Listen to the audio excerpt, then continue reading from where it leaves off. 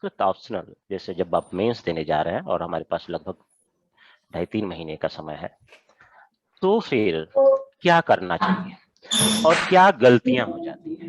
Mute कर लीजिए, mute कर लीजिए। तो क्या गलतियां हम लोग करते हैं? 1 मिनट रुकिएगा। गुड इवनिंग सभी को। जब मैं सामने हूं तो आप बोल सकते हैं डायरेक्ट, कोई जरूरत नहीं है। और तो गलती आप भी, जो इस बार स्टडी कर रहे हैं वो भी, और जो मेंस दे रहे हैं वो भी, ऐसी गलती पढ़े हुए बच्चे हैं या अपने से प्रिपेयर किए हैं, उनके लिए भी यह महत्वपूर्ण यह सेशन है, इसको जानना समझना जरूरी।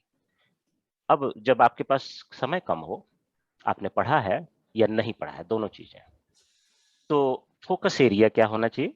What to focus, what to avoid, what is important to us, and how to approach Sanskrit writing, यानी इससे जैसे लिखना है, व्याकरण आपको लिखना है, तो उसके लिए क्या अप्रोच है। मेन थीम ये है, मगर इसको मैंने एक सिस्टमेटिक वे में 10 पॉइंट में अलग अलग, तो हम उन 10 पॉइंट पे डिस्कस करेंगे एक एक करके। समस्या जब हम जाएं तो उससे पहले उन चीजों को देखा जाए। इधर बीच मैं देखा हूँ 8-10 दिनों में, 15 दिनों में और लगभग 1 महीने में काफी बच्चे मेरे पास में आए जो कि पहले अपना प्रिपेयर कर चुके हैं और मेंस की तैयारी के लिए है, मेंस की तैयारी के लिए है। और जब वो आए टेस्ट सीरीज में, स्पेशली टेस्ट सीरीज में आते हैं ऐसे बच्चे जो कि अपने से प्रिपेयर करते हैं या कहीं अन्य से पढ़े हुए हैं, आते ही एक समस्या उनके साथ में ये दिखी कि वो लिख ही नहीं सकते। जो भी क्वेश्चन देंगे या तो आधा अधूरा कुछ लिख देंगे, जबकि वो प्रिपेयर करके आए हुए हैं। दूसरा कि जो लिख रहे हैं उसका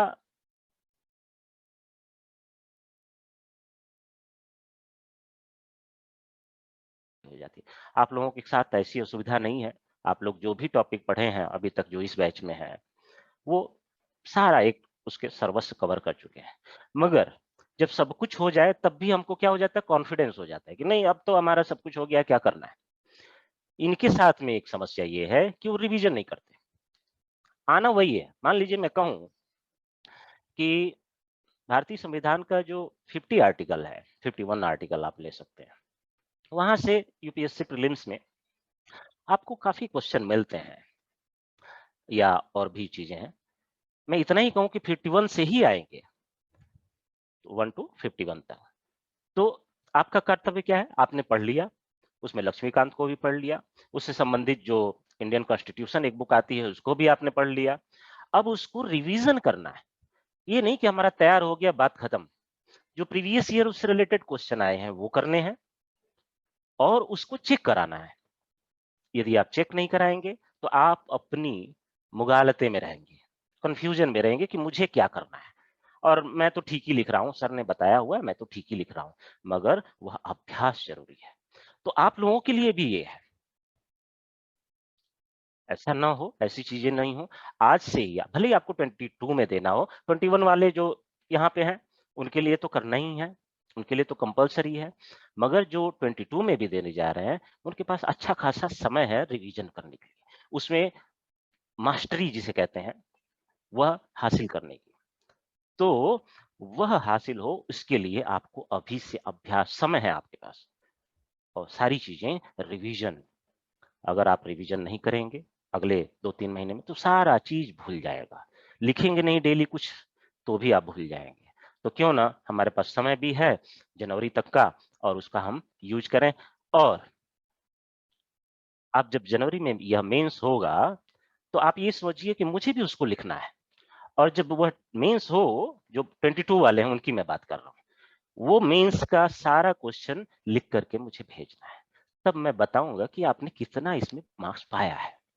तो टारगेट आपका वो होना चाहिए जो 22 दे रहे हैं, जो पढ़ चुके हैं, और जिन्होंने लगभग 80% सिलेबस समाप्त कर लिया वो भी उसी के लिए फोकस करें।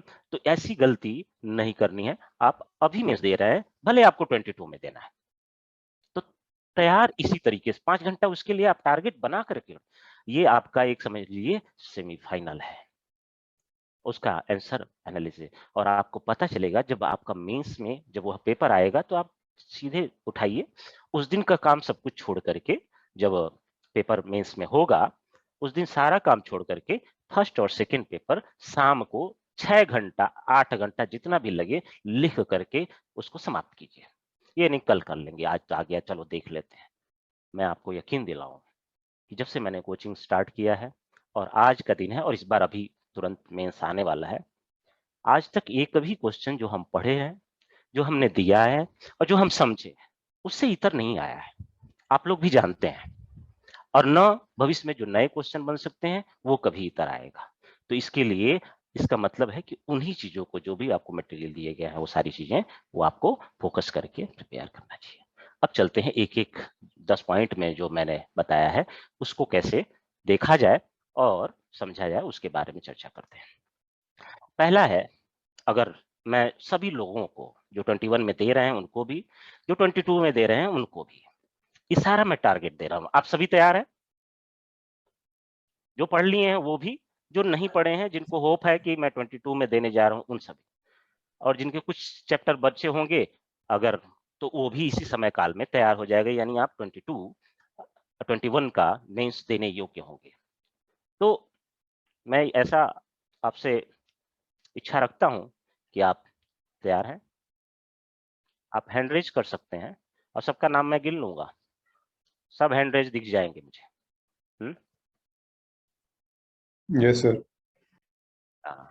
लगभग 15-20 लोग हैं, सभी लोग।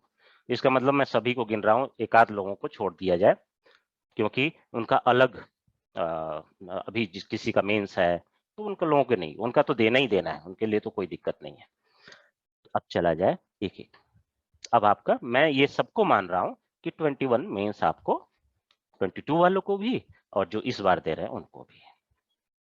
पहली बात है कि जो पहला पॉइंट है वह है टारगेटेड स्टडी का। टारगेटेड स्टडी से मतलब कि जो आपने तय किया है, जो भी आपने तय किया है, देखिए 8 क्वेश्चन पहले में, 8 क्वेश्चन सेकंड में आता है, उसमें से 5 आपको करने हैं। तो उसमें आपने तय करना है, पहले ये तय करना है कि मुझे किधर फोकस करना है। यहां पे गलती नहीं करनी है। अगले 3 महीने की मैं, 2.5 महीने की मैं बात बताऊं तो ये गलती नहीं करना है। मुझे तय कर लेना है कि मुझे जाना कहाँ है, और उसको चयन करने में मैं सहायता करूंगा, अभी बताऊंगा कि क्या चयन करना है। तो ये जब फिक्स हो जाए तो उसका सारा प्रीवियस ईयर क्वेश्चन वाइज और टॉपिक वाइज ये सारा आपको कवर करना है अभी से, जो आपको हुआ है। तो भी अगर आपको लगता है कि थोड़ा सा मुझे नहीं समझ में आया तो मुझे फोन करना है, मैसेज करना है, सारा काम करना है। ये आपको पहला चयन करना है। टारगेटेड स्टडी से मतलब चयन करना है कि हमको क्या करना है। उसके बाद फिर सेकंड जो होंगे वो सेकेंडरी स्तर पे आपको प्रिपेयर करने हैं, क्योंकि आपको मेंस देना है, सभी को मैं मान रहा हूँ। ठीक। नेक्स्ट जो है वह है जो भी आप टॉपिक पढ़ रहे हैं।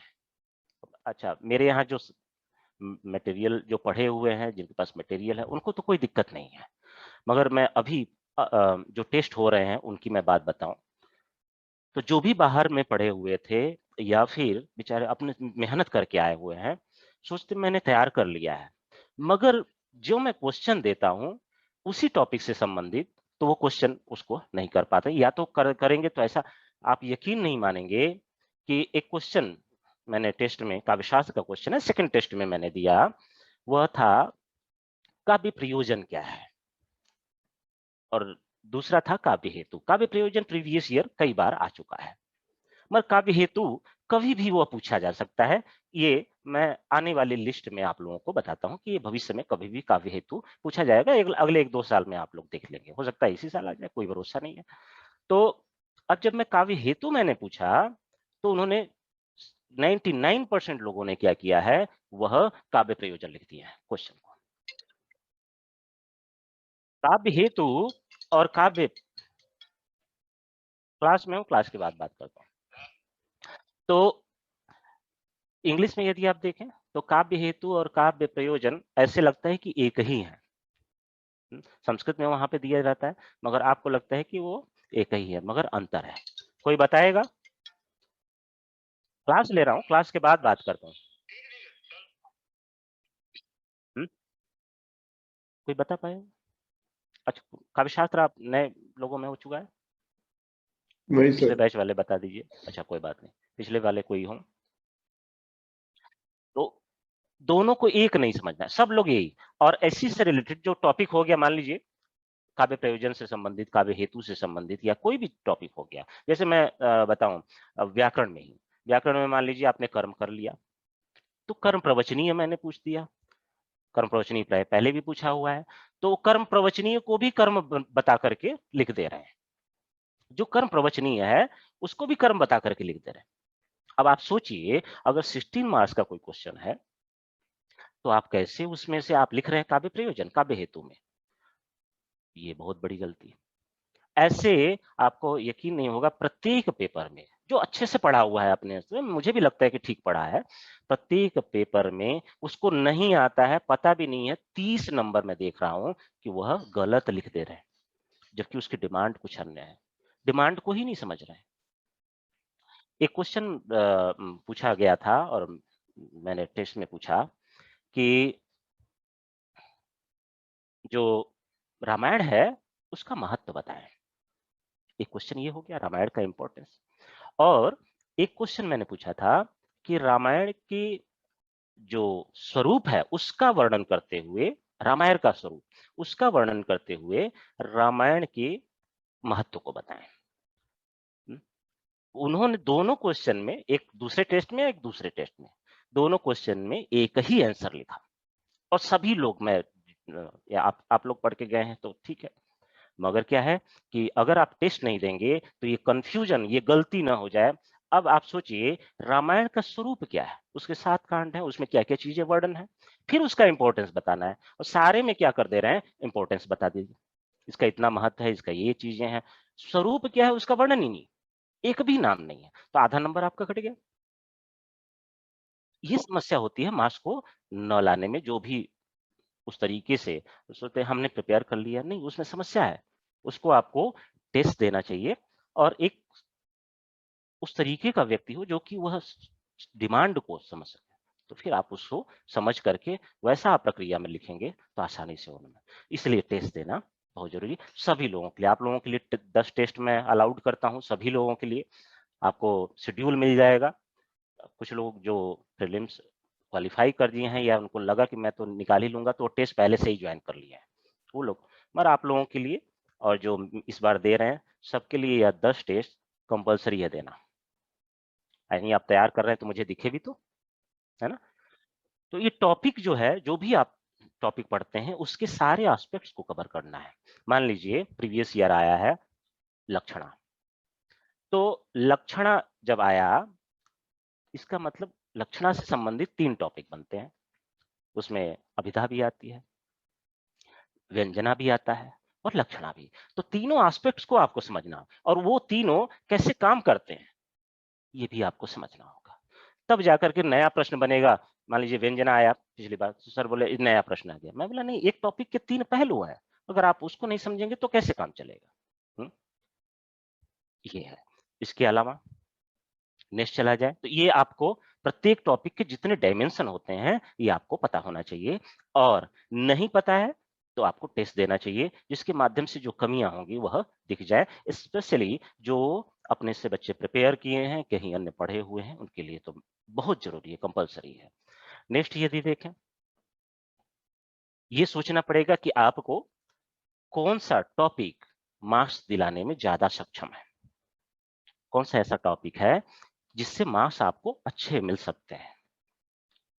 सबसे पहला जो कंपलसरी है उसमें तो आप कुछ नहीं कर सकते हैं, मगर फर्स्ट पेपर में यदि आप देखें तो फर्स्ट पेपर में फर्स्ट एंड 5 कंपलसरी है। फर्स्ट व्याकरण है, वो आपको करना ही है, मगर व्याकरण इतनी अच्छी बात है कि 30 मार्क्स का आता है, आप 30 में 28 तक, 29 तक, 30 भी ला सकते हैं। उसकी अच्छी बात ये है। उसमें भी समस्या ये होती है जो बाहर से बच्चे हैं कि मान लीजिए पूछा कि इसमें संधि कीजिए, संधि विच्छेद करते हुए संधि का नाम दीजिए। तो क्या हुआ, उन्होंने संधि विच्छेद किया और सामने लिख दिया सूत्र का नाम या ऐसा कुछ। नहीं, वो अगर 1 मार्क्स 2 मार्क्स में पूछ रहा है तो आपको क्या करना है, संस्कृत में 2 लाइन में लिखना है। एक सूत्र लिख दिए, सामने वो लिख दीजिए, ऐसे नहीं। तो फिर वो उसी तरीके से जैसे लगेगा कि खाना पूर्ति, आपको भी अच्छा नहीं लगता होगा लिखते हैं। तो जैसा बताया गया है कि इत्यत्र यह संधि विच्छेदमस्ति और इत्यस्मिन् इति सूत्रेण इति संधि भवति, और ये चीजें होती हैं। ऐसा आपको क्लियर और ये अभ्यास करना चाहिए।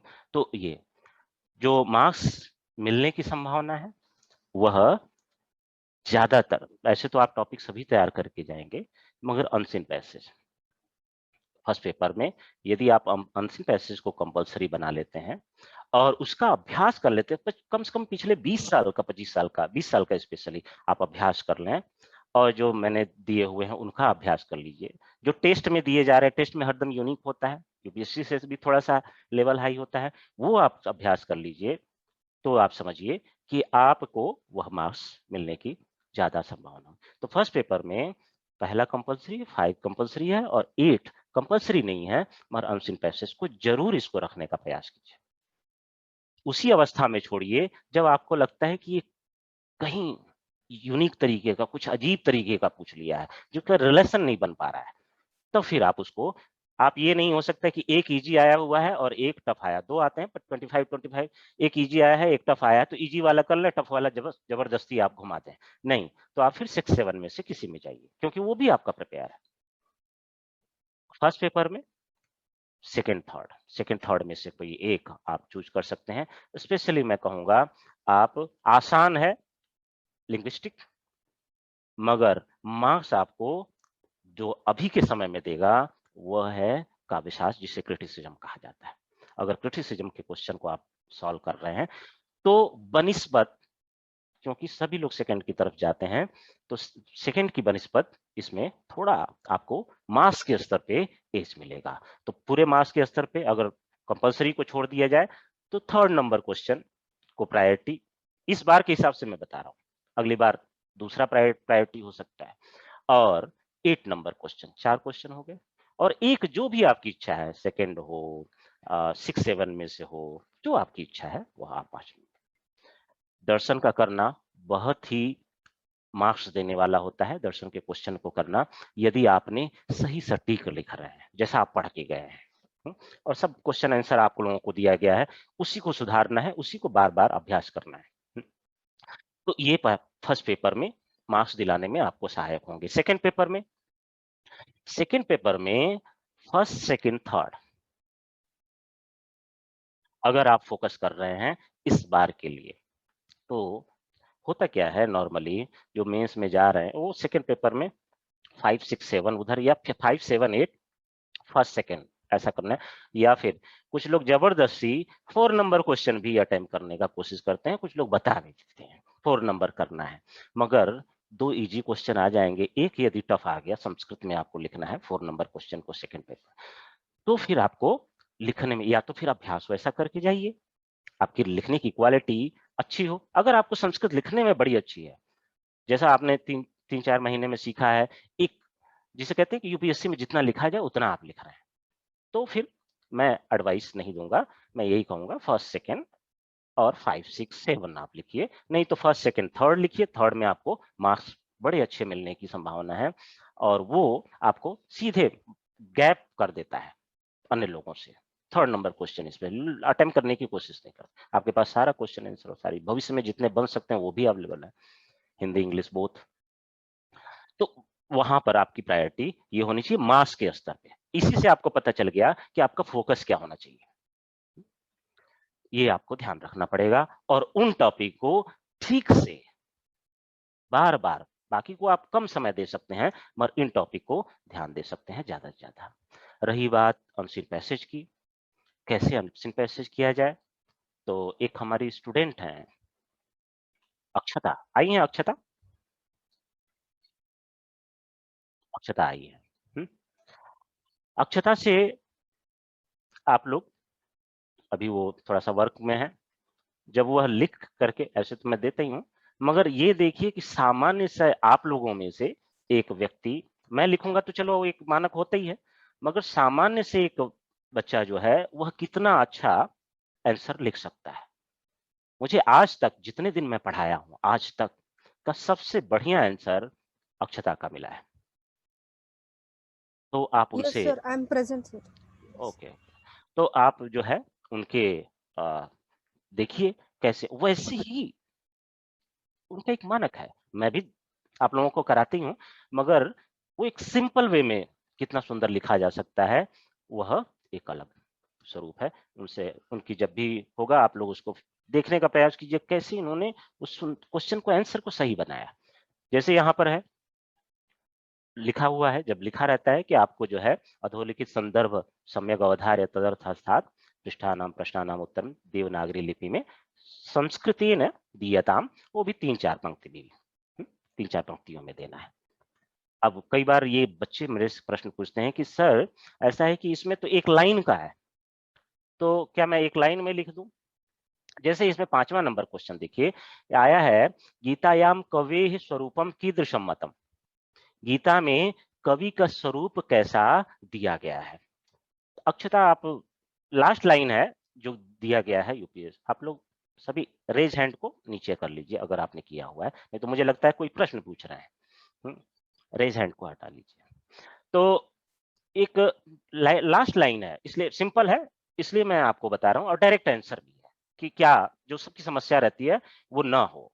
तो लास्ट लाइन क्वेश्चन है क्या, गीतायाम कवि स्वरूपम कीदृशम मतम, और उत्तर क्या दिया हुआ है, कहां पॉइंट में दिया हुआ है, श्रीमद् भगवद गीता अपि गायति, कहता है कविम पुराणम अनुशासितारम मनोरणीयाम संस्मृतिस्यते, ये दिया गया है। तो जो बाहर से बच्चे आते हैं वो सोचते हैं कि सर क्या मैं इसको डायरेक्ट उत्तर दिया है, लिख दूं यही लाइन? नहीं, आपको 3 से 4 लाइन का लिखना है। आपने एक लाइन जो वहां पे दिखा कॉपी करके रख दिए, कॉपी करने के लिए नहीं, अपने शब्दों में उसने लिखा है। स्वेन संस्कृतेन, अपने संस्कृत के माध्यम से देना है, न कि कॉपी पेस्ट। जो आपने कॉपी पेस्ट किया, भले आपने कितना भी पेपर अच्छा किया, आप सीधे जो 5 मार्क्स उसमें मिलना है, उसमें 1 नंबर तक पहुंच चुके हैं। ज्यादा से ज्यादा 1 नंबर, 1.5 नंबर, इससे ज्यादा नहीं मिल सकता आपको। तो क्या लिखेंगे कि यह जो गद्य भाग है, यह जो पैसेज है, यह जो गद्य भाग है, इसमें गीता के अंतर्गत जो कवि का स्वरूप है उसका वर्णन किया गया। इसके अंतर्गत कहते हैं जो कवि होता है वह पुराण होता है। पुराण इज इक्वल टू पुरा कालतः अस्ति, वो सबसे पुराना है।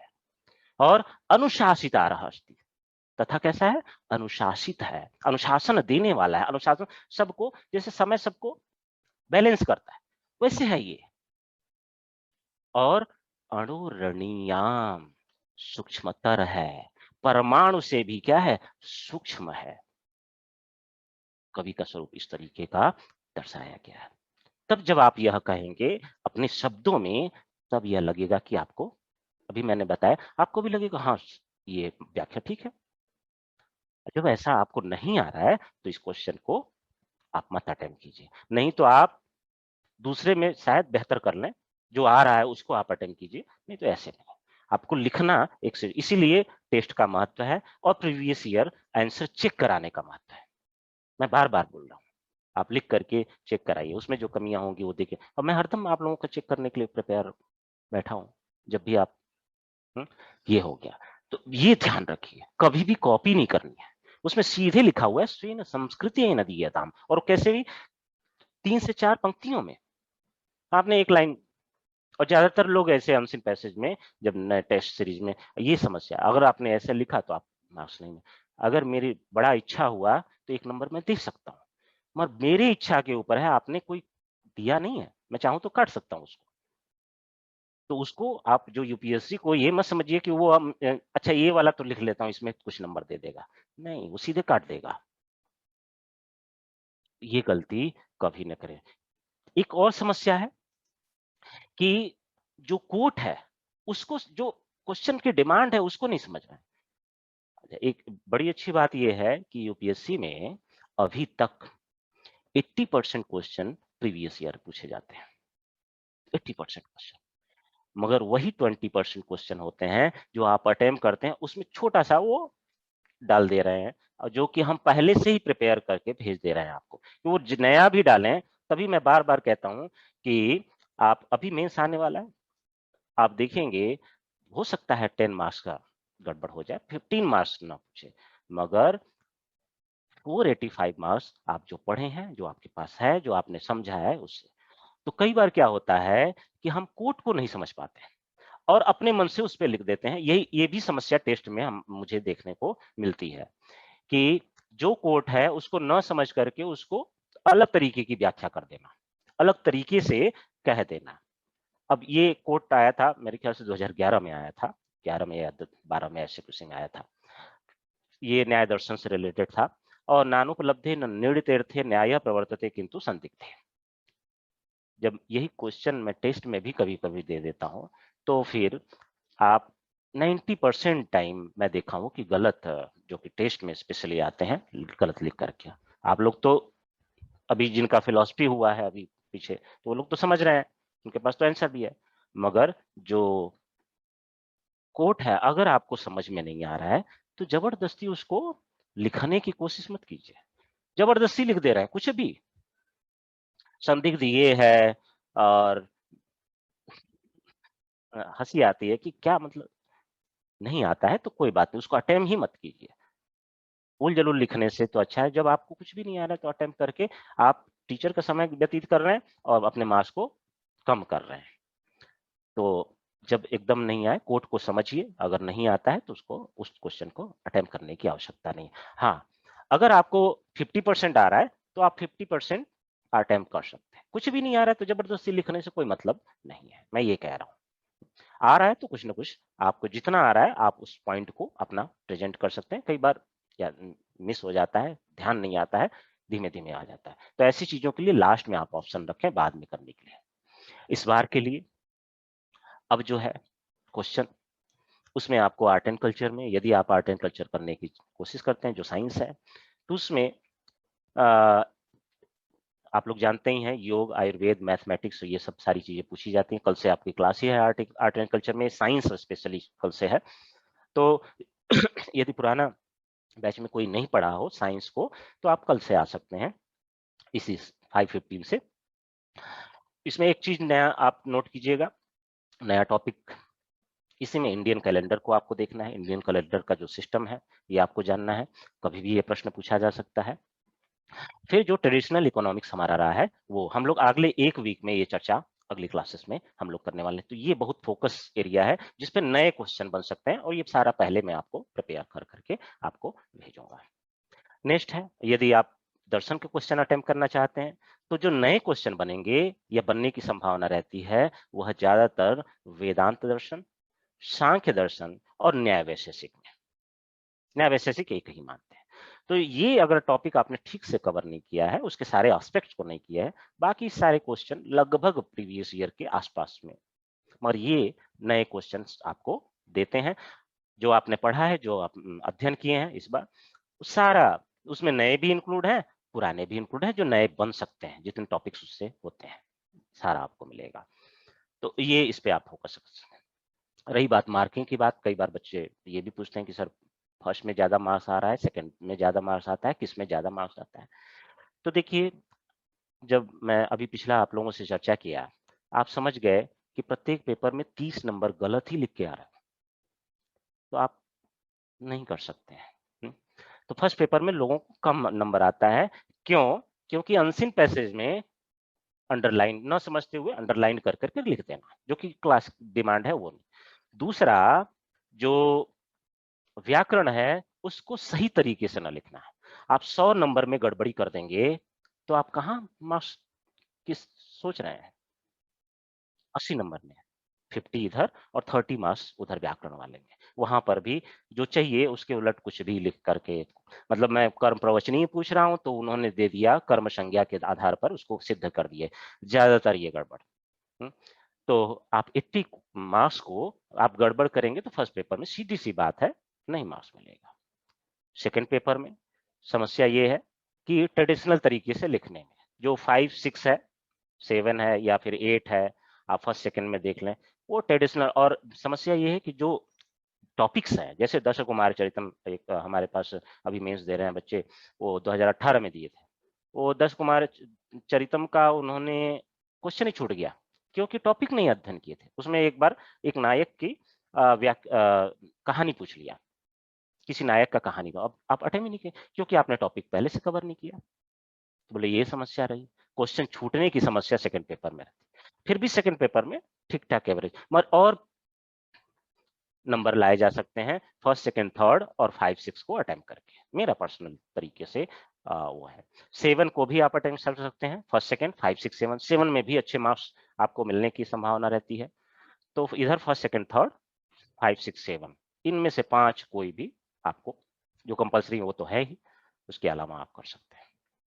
तो ये मार्क्स के स्तर पे देखा जाए तो मार्क्स में किसी में कमी नहीं है। क्यों कमी कम ज्यादा होता है आप समझ गए, किसी में भी कम ज्यादा नहीं आता है। मगर क्या है, समस्या क्या है, जिसके भी फर्स्ट मार्क्स में कम आ रहे हैं उससे आप पूछिएगा कि इस बार वाला प्रीवियस जो है पेपर एक बार लिख करके मुझे भेज दीजिए, और फिर आप खुद ही एनालिसिस कर लीजिए। आपको लगेगा अराउंड 100 नंबर के मार्क्स में गड़बड़ किया है, तो उसी हिसाब से मार्क्स मिलेगा। नेक्स्ट चला जाए, आपको अब क्या करना चाहिए, आज से टारगेट क्या होना चाहिए कि डेली एक इससे प्रीवियस ईयर लिखना है, एक अनसिन पैसेज सॉल्व करना है प्रीवियस ईयर, और 10 सूत्र, 3-3 सूत्र प्रत्येक टॉपिक से, आप संज्ञा से ले सकते हैं, संधि से ले सकते हैं, कारक और समास से 2-2, 3-3 सूत्र आप डेली उसको प्रिपेयर कीजिए। लिखिए, प्रिपेयर नहीं, साथ में लिखिए। और जितने प्रीवियस ईयर जो आपने टारगेट किया है, कौन कौन क्वेश्चन हमें करने हैं, उसमें प्रीवियस ईयर जितने हो चुके हैं वो आप कीजिए, और उससे रिलेटेड मटेरियल आपको जितना दिया गया, कहीं आपसे बाहर से तो कुछ लेना नहीं है, जो भी आपको मटेरियल दिया गया है केवल उससे बार बार अभ्यास कीजिए। साथ में कुछ नए प्रश्न बनते हैं, आपको लगते हैं, तो आप मेरे से पूछिए।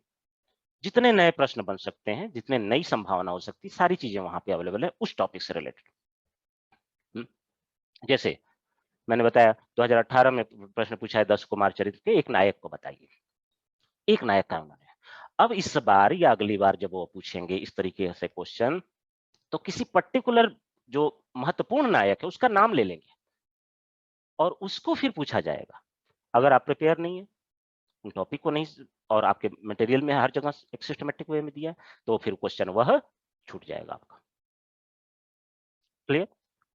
लास्ट में कि थोड़ा सा क्रिएटिव बनिए, क्रिएटिव इन द सेंस कि यह कंपटीशन है, आप अपने आप को कैसे सुंदर कर सकते हैं।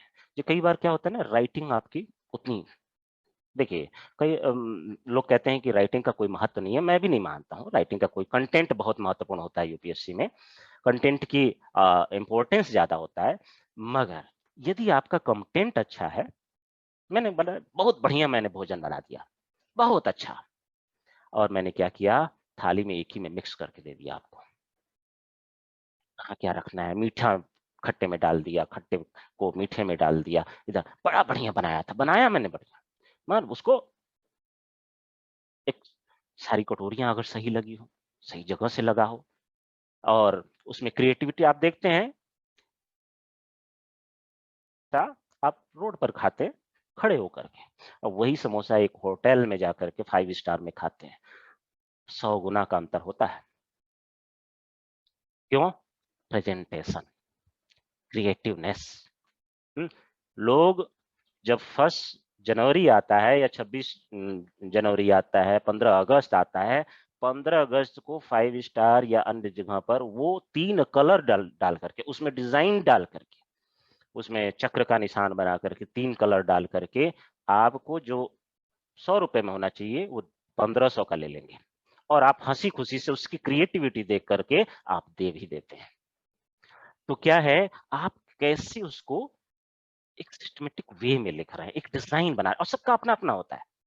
आप गलत लिखेंगे, चेक करा लीजिए, मैं इस तरीके से लिखा हूं, क्या यह थोड़ा सा क्रिएटिव है?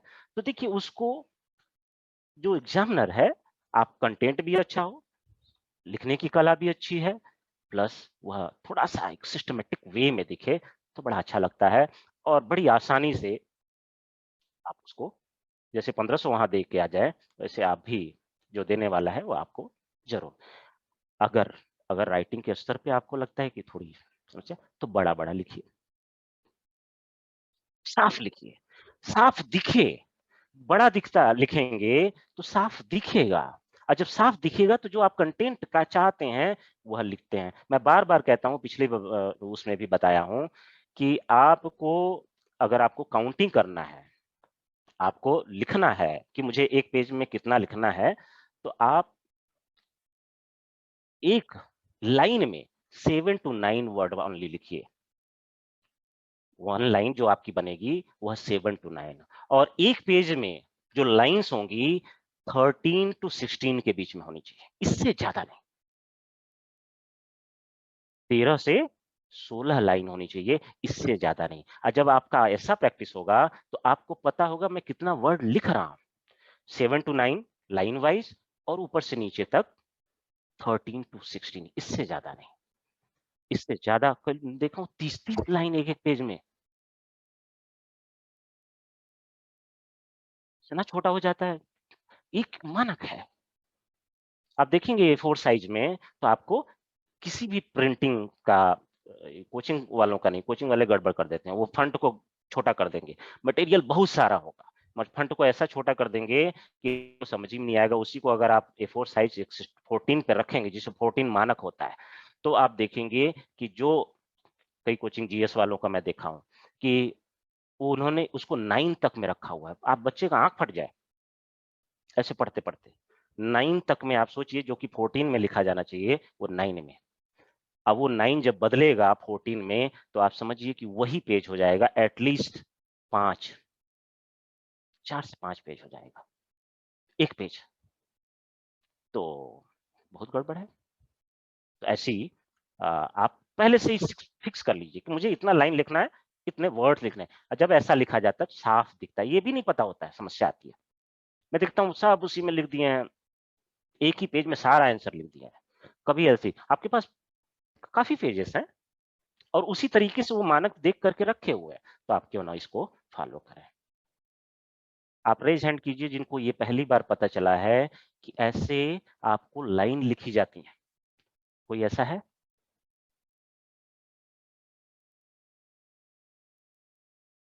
कोई ऐसा है जिसको सब पहले क्लासेस में पढ़ चुके हैं, या पता है कि 7 से 9 लिखना चाहिए, इधर 13 to 16 लिखना चाहिए? हम्म, देखिए काफी संख्या में लोग। तो ऐसी गलती आप आज से ही आप वही काम करेंगे, आपके ध्यान में फिर आप काउंटिंग भी कर पाएंगे कि मैं एक पेज में कितना लिख रहा हूं। आपके क्वेश्चन नहीं छूटेंगे, पेपर नहीं छूटेगा, और आप एक सिस्टमेटिक वे में तैयार हो जाएंगे अपने आप को लिखने के लिए। तो ये कहलाता है क्रिएटिव नहीं। ये कहीं से आएगा नहीं, आपको खुद से डेवलप करना पड़ता है। या तो फिर जो आप लिख रहे हैं उसका एक, जिसकी भी राइटिंग में समस्या है वो इसको फॉलो करे, कभी उसको दिक्कत नहीं आएगी। और जिनका अच्छा है वो भी फॉलो करें, क्योंकि कोई चाहता नहीं कि अपना आंख जो है प्रेशर दे करके। मैं आप लोगों का फोटो का जो मटेरियल भेजा जाता है कि चेक करने के लिए, फोटो आप भेजते हैं, मैं नहीं चेक करता हूँ। क्यों? क्योंकि मैं उसको बड़ा नहीं कर सकता। मैं कहता हूँ कि आप स्कैन करके भेजिए। उससे क्या होता है, मैं कंप्यूटर में बड़े स्क्रीन पर उसको बढ़ा करके आसानी से देख सकता हूँ, इसलिए छोटे में पढ़ नहीं सकता है आदमी। आप सोच लीजिए, जब आप नहीं पढ़ते हैं, आप देखेंगे मोबाइल में, मोबाइल में यदि कोई 15 लाइन का मैसेज है या कोई है, आप नहीं पढ़ते हैं, या तो अवॉइड कर देते हैं, या तो कोई मूलभूत बात पढ़ पढ़ आप फेसबुक पे या अन्य जगहों पे बड़ा पोस्ट देखते हैं, घबरा जाते हैं, पढ़ते नहीं है, कभी नहीं पढ़ते हैं। मगर वही पोस्ट को अगर आप देखेंगे, कुछ लोग सिस्टमैटिक लिखे हैं। हर 2 लाइन के बाद में आप देखेंगे कम से कम 40 डॉट होता है, 30 डॉट होता है, फिर उसके बाद 2 लाइन लिखे हैं, फिर 20-30 डॉट है, स्पेस है, तब आप उसको सिस्टमैटिक पढ़ पाते हैं। ये ह्यूमन नेचर है। आपने कभी फील किया है? जिसमें स्पेस डॉट ज़्यादा रहते हैं, स्पेशली मैं यूपीएससी में लिखने वाली बात नहीं कर रहा हूँ, जो आप फेसबुक या अन्य जगहों पर देखते हैं, उसमें क्या है, जिसमें डॉट ज़्यादा रहते हैं प्रत्येक सेंटेंस के बाद में, वो आप पढ़ पाते हैं। जैसे 2 लाइन हो गया, फिर 30-40 डॉट पड़े हुए हैं, फिर आपको या 10-20 डॉट पड़ा हुआ है, एक लाइन पूरी क्लियर है, फिर लिखा हुआ है, तब आप अच्छे से उसको पढ़ते भी हैं। ऐसे लिखा भी जाता है। अगर आप सोशल उस पे लिख रहे हैं, तो कभी भी एक लाइन से जैसे हम लिखते हैं पेन कॉपी लेकर के, वैसे नहीं। आपकी क्या होगी, प्रत्येक 2-3 लाइन के बाद में आपको स्पेस देना पड़ेगा, लाइन छोड़नी पड़ेगी, कुछ डॉट डालने पड़ेंगे, जिससे कि उसका फोकस एरिया न खराब हो। छोटा होता है इसलिए उसको बड़ा बनाया जाता है, उस डॉट डाल करके, कि आप आसानी से पढ़ पाएँ, सामंजस्य बिठा पाएँ। तो ये सारी चीज़ें होती हैं। और एक सिस्टमैटिक कैसे बनाया जाता है, जैसे क्रिएटिव कैसे हो, ये सारी चीज़ें तो सामान्य होगी। अब क्रिएटिव कैसे होंगे? क्रिएटिव इन द सेंस, जो क्वेश्चन आपको पता है, जैसे मान लीजिए कोई पहलू है, सांख्य दर्शन में ही आपने देखा प्रकृति, जो है प्रकृति के 5 भेदानाम परिमाणात और ये सारी चीज़ें दर्शाई गई हैं। तो आप पहले प्रकृति, फिर उसको 5 पॉइंट डैश चित्र करके 5 उसको आपने लिख दिया, फिर आपने श्लोक लिख दिया। उसके बाद फिर उसको व्याख्यायित किए एक-एक करके, एक सिस्टमैटिक वे में, बड़ा सुंदर लगेगा। कंटेंट भी उसको पता है कि ये चीज़ें हैं। अगर मान लीजिए आप जल्दी में भी रहेंगे, तो क्या है, आपने कंटेंट को डिस्क्राइब कर दिया। अगर मान लीजिए क्वेश्चन छूटने की या किसी अन्य ज़रूरत पड़ी, तो आपने क्वेश्चन को एक चित्रात्मक व्यवस्था में, जहाँ पे ज़रूरी है, हर जगह पे नहीं, जहाँ पे ज़रूरी है, एक चित्रात्मक व्यवस्था में उसको आप दर्शा करके क्लियर कर देते हैं कि मुझे सब आ रहा है। तो आपको कई बार क्या होता है, उससे भी मार्क्स, एक मुझे याद है, एक महोदय थे, मैं मेंस की बात कर रहा हूँ जीएस में। उन्होंने अपनी नई स्ट्रेटेजी बनाई। क्या? कि वो सारे क्वेश्चन को ज़्यादातर चित्रात्मक रखे। कई बार यह फेल भी हो सकता है, मगर उन्होंने अपने तरीके की स्ट्रेटेजी बनाई और सारे क्वेश्चन लगभग चित्रात्मक व्यवस्था में उसको एक क्रिएटिव वे में उसको लिखने का प्रयास किया, बताने का प्रयास किया। उससे समय भी उनका बचा होगा, क्योंकि अभ्यास उन्होंने ऐसा किया था। मैं ये नहीं कहता हूँ कि आप भी वही करें, मगर सबका एक अपने लिखने का, आप ये सोचिए कि जब आप 10th में या उससे पहले टीचर्स को दिखाते थे, तो आप क्या लिखते थे या कैसा आप लिखते थे जिसपे आपको शाबाशी मिलती थी? Good, very good. क्या ऐसा आप लिखते थे? क्या ऐसा होता था? वही चीज़ यहाँ पर भी फॉलो होती है। कैसे क्वेश्चन को सुंदर तरीके से आप प्रेज़ेंट कर रहे हैं, नॉलेज है, मगर वही फिर नॉलेज होने से नहीं मतलब है, उसको एक सिस्टमैटिक वे देना पड़ता है। और इसका टेस्ट के माध्यम से आपका वह जो यूनिकनेस है, वो बाहर निकल कर के आ जाता है। आप 1-2 बार चेक किए, नहीं ठीक होगा, छोड़िए, इसलिए तो टेस्ट है। आपकी गलती होगी, इसमें कुछ भद्दा जैसा लगेगा, ये कुछ होगा, तुरंत मैं टोक दूँगा कि ये ठीक नहीं है, इस तरीके का ये स्वीकार नहीं होगा। तो कमियाँ भी दिख जाएँगी, अच्छाइयाँ भी दिख जाएँगी। तो आपको शेड्यूल मिल जाएगा 10 टेस्ट का, और सभी लोग जो भी आप सीरियस हैं, सीरियस होकर के देने का प्रयास कीजिए। काफ़ी लोगों का जो इस बैच में है उनको छोड़ कर के काफ़ी लोगों का तैयार भी है। मगर वो बैच जो अभी हैं, जो उनका प्रिपेयर हो चुका है अभी तक, वो वाला आप टेस्ट दीजिए। कोई ज़रूरी नहीं है सारा देना। जो आपका प्रिपेयर हो गया उसमें तो आप अपना अपना रिवीजन कर सकते हैं, उसका तो टेस्ट दे सकते हैं। जैसे फिलॉसफी हो गई है, व्याकरण में संधि हो गया, संधि में असंधि हो चुका है, संज्ञा हो चुकी है, हाँ? और जो चीज़ें हो चुकी हैं, तो लिंग्विस्टिक हो चुका है। तो जो भी चीज़ें हो चुकी हैं, उसको आप कम से कम देने का प्रयास कीजिए, एक कॉन्फिडेंस होगा। और जब मेंस में आप जो अगली बार दे रहे हैं, जब मेंस को देखेंगे तो उनको लगेगा कि नहीं, ये मेरे लिए कितना ज़रूरी था। कोई क्वेरी है किसी के पास? किसी प्रकार की कोई क्वेरी? अभी आपको कुछ पूछना चाहते हैं? हाँ। सर मैं ये जो आपका ये सिलेबस है ना सर, हुँ, हुँ। आपके पास जो पीडीएफ होगी सर, आप वो सेंड कर सकते हैं? क्योंकि मैंने जो गजेट से डाउनलोड किया है ना, इसमें हर हुँ, हुँ। बार एक मिस्टेक हो जाती है। मतलब जैसे आप बताते हैं 8वां क्वेश्चन है, अब वो मेरे इसमें 7वां क्वेश्चन है, लास्ट पेपर 1 का अच्छा, अच्छा, अच्छा। अनसीन। वो हाँ, तो वो सारा नंबर एक्चुअली बिगड़ क्या है जाता ना कि जो सिलेबस है उसमें 7 पॉइंट हैं, है। जी सर। और मगर जो क्वेश्चन आते हैं उसमें 8 क्वेश्चन आते हैं। तो हाँ एक जी सर। जगह सिलेबस को 2 भागों में डिस्क्राइब किया गया है, 1 पॉइंट को, उसके 2 जी भाग सर। हैं। तो इसलिए ऐसा हो जाता है। हुँ? हाँ जी सर। मैं वो एक सिस्टमेटिक वे में आप ये समझिए, सामान्यतया ये समझिए कि फर्स्ट पेपर में पहला क्वेश्चन सामान्यतया व्याकरण, जी second number question linguistic, third जी नंबर क्रिटिसिज्म, फोर जी number history of Sanskrit literature, 5 number essay, 6 जी। And 7 number art and culture and philosophy, okay sir.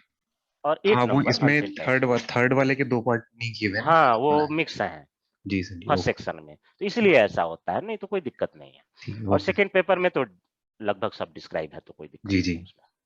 तो वही है, वो उसमें वहां पे एक पॉइंट में 2 क्वेश्चन है। जी हम्म, जैसे वो क्रिटिसिज्म वाला और हिस्ट्री ऑफ संस्कृत लिटरेचर दोनों जो है एक ही में पॉइंट में रखा हुआ है, हाँ, वो लास्ट इसलिए टाइम आपको आपने बताया था 5 वाला कंपलसरी है, तो मैंने वो इसमें भारतीय दर्शन वाले पे टिक किया हुआ था, इसके हिसाब से 5 लग गए। नहीं नहीं नहीं, तो वो कंफ्यूज हो तो गया। 5 कंपल्सरी मतलब इससे आता है, जी जी। आप पेपर ओके। को उठा लेंगे तो जी। इससे आएगा। तो पॉइंट तो 7 ही हुए, हाँ मगर जी। इससे जो है वो उसमें दिया हुआ है कि आपको सामान्य इससे आपको लिखना है, तो उस तरीके ओके सर, से। Thank you. और सर वो मेरे डाउट है सर। 5वां प्रश्न जो है ना पेपर 2 का, उसके बारे में कुछ। Paper 2 8 number question. हाँ सर। आप अभिज्ञान शाकुंतलम स्वप्नवास वदत्तम, उसकी व्याख्या से संबंधित यस सर, हाँ उसमें क्या मार्क के हिसाब से। म- मैंने मैं उसको करने की सलाह नहीं देता हूँ, जनरलाइजेशन हो जाता है। मैं आप सेकंड पेपर में ही 5वां 7वां 8वां कर रहे हैं। 7वां एक बड़ा यूनिक सा है, उसमें आपके हाँ जनरल मार्क्स लेने, मैं उच्च मार्क्स जहाँ पे मिलते हैं वो मैंने बताया। जनरल मार्क्स आपको लेने हैं तो आप 8वां अटेम्प्ट कर सकते हैं, जनरल मार्क्स मिलता है, तो उसको मैं जनरलाइजेशन कहता हूँ। तो मैं जो चर्चा किया हूँ, मार्क्स कहाँ ज्यादा मिल सकता है उसकी मैं बात किया। तो मुझे पूरी उम्मीद है कि आप सभी लोग, और जो इस बार मेंस दे रहे हैं उनका तो है, एक बात ध्यान रखिए, टेस्ट देना जरूरी है। जो मेरे यहाँ पढ़े हैं, नहीं पढ़े हैं, प्रीवियस पढ़ लिए हैं, और जो इस बार मेंस देने जा रहे हैं उनके लिए भी। तो टेस्ट बहुत कंपलसरी है। आप मेरे यहाँ नहीं पढ़े हैं तो भी, पढ़े हैं तो भी, इससे ये पता चलेगा कि आप वाकई में वहां जाकर के गलती नहीं कर रहे हैं। ऐसा गलती ना हो, एक सिस्टमेटिक वे में लिख पाए और एक सही से आंसर हो पाए, इसलिए सबके पास टेस्ट जाएगा। जो भी हो चुका है वह टेस्ट आप लिख करके दीजिए। तो आज के लिए इतना ही, कल से हम रेगुलर क्लास सर एक करेंगे। प्रश्न है सर, धन्यवाद। पूछ लो। हाँ बोलिए, जिसको सर जाना है जा सकता है। पेपर 2 में क्वेश्चन नंबर 5 और 6 में दोनों में संस्कृत में लिखना होता है। सर वर्ड लिमिट का कुछ अंतर करना होता है क्या सर उसमें? एक में एक 10 मार्क्स का आता है, एक में 17 मार्क्स का आता है। 5 और 6 की बात कर रहे हैं, जी सर, संस्कृत में सेकंड जिसको पेपर, लिखना होता है। सेकंड पेपर में। अच्छा, वर्ड लिमिट में 10 मार्क्स का है तो आपको 150 वर्ड लिखना है, जैसा कि सामान्यतः लिखा जाता है, और 220 टू 240 वर्ड आपको 15 मार्क्स के क्वेश्चन में, 16 मार्क के क्वेश्चन में लिखना चाहिए। तो यदि आपने 16 वाला तैयार कर लिया है तो 15 भी लिख सकते हैं, अरे सॉरी 10 भी लिख सकते हैं, है ना, कुछ पॉइंट उसमें घटा दीजिए। और अच्छा, एक चीज बताना भूल गया कि जब वो आप याद करते हैं ना या तैयार करते हैं, तो उसको पॉइंट में डालिए, वहां लिखिएगा मत पॉइंट, मगर ऐसे 17 पॉइंट है, 25 पॉइंट है, पूरा ऐसे रखिए, एक पॉइंट में एक सेंटेंस, दूसरे में ऐसे। तो एक फॉर्मेट आपको रहेगा कि 25 पॉइंट हो रहा था, कुछ मिसिंग है, या उसको घटा देना है, और उसमें ये निशान लगा देना कि ये इंपॉर्टेंट नहीं है, जब 10 मार्क्स में आएगा तो इसको हटा देंगे। तो ऐसे पॉइंट करने में क्या होता है कि आपको फ्रेमिंग रहती है, फ्रेम पता होता है, और जब फ्रेम पता रहता है तो आप उसको भर ले जाते हैं। मान लीजिए जैसे जिक्सा पजल, आपको पता है कि 9 3 × 3 का है और 9 चीजें बाहर रखी हुई हैं, तो एक सीक्वेंस में जल्दी से आप लगा देंगे, मगर 3 × 3 रहे ही नहीं है और 9 चीजें बाहर रखी हैं, तो आप कौन सा सीक्वेंस लगाएंगे? हो सकता है 2 × 4 हो जाए +1 हो जाए, हो सकता है 1 × 6 हो जाए +2 हो जाए। तो एक फॉर्मेट आपके माइंड में सेटअप हो जाता है, तो आप आसानी से उसको वहां पे व्याख्या में पॉइंट मत लिखिए, मगर आपको फॉर्मेट में पता हो कि ये आपको करना चाहिए। ठीक। तैयार है इस तरीके से होना चाहिए। जी सर, धन्यवाद। और कोई? सर टेस्ट कब से स्टार्ट हो रहे हैं? टेस्ट जो है मैं शेड्यूल कल आपको दे देता हूँ, नेक्स्ट संडे से आप दे सकते हैं या उसके नेक्स्ट से दे सकते हैं, मगर नेक्स्ट संडे से मैं आप लोगों को टेस्ट भेजना शुरू कर दूंगा इस बार के लिए। Okay sir, thank you so much. ठीक है, चलिए फिर कल से रेगुलर अपने अपने 5:15 पे जो टाइमिंग है और जो व्याकरण है, राइटिंग है, इन सारे टाइमिंग पे हम लोग कल से मिलते हैं। धन्यवाद। जाकर के थोड़ा सा रिवीजन कीजिए, शुरू किया जाए। कल मैं संधि से पूछूंगा, जो जिनका स्वर संधि है संधि से पूछूंगा, और साथ में ये साइंस आर्ट एंड कल्चर का ये स्टार्ट हो जाएगा।